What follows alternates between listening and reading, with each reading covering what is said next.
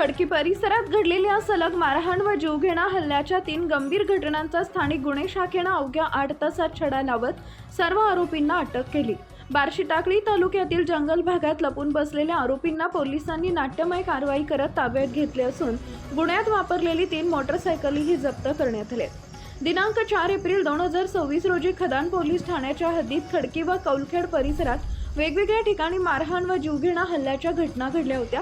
या प्रकरणी गुन्हा क्रमांक 855/2026, 856/2026 व 857/2026 अन्वये भारतीय न्याय संहिता अंतर्गत गंभीर गुन्हे दाखल करण्यात आले होते।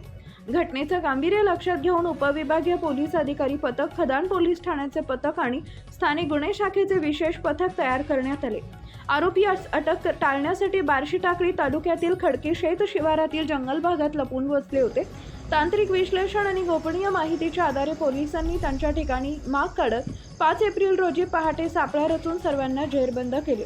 अटक आरोपींची नावं: कबीर सुनील बलखंडे वय वर्ष 18, धनंजय संदीप ढाले वय वर्ष 19, शिवम उर्फ शुभम संजय शेळके वय वर्ष 19, गौरव सुनील चव्हाण वय वर्ष 20 तसेच एक विधी संघर्षग्रस्त बालक। प्राथमिक चौकशीत आरोपींनी जुन्या वैमनस्यातून हल्ला केल्याची कबुली दिली आहे। काही आरोपींवर यापूर्वीही गुन्हे दाखल असल्याचं समोर आलंय।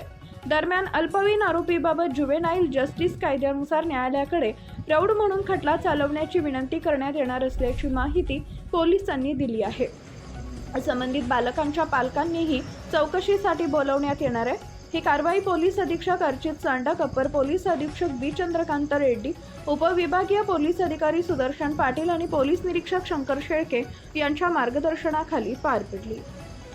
नवनवीन बातम्या पाहण्यासाठी आजच विदर्भ दूत न्यूज चॅनलला सबस्क्राइब करा आणि बेल आयकॉनला सुद्धा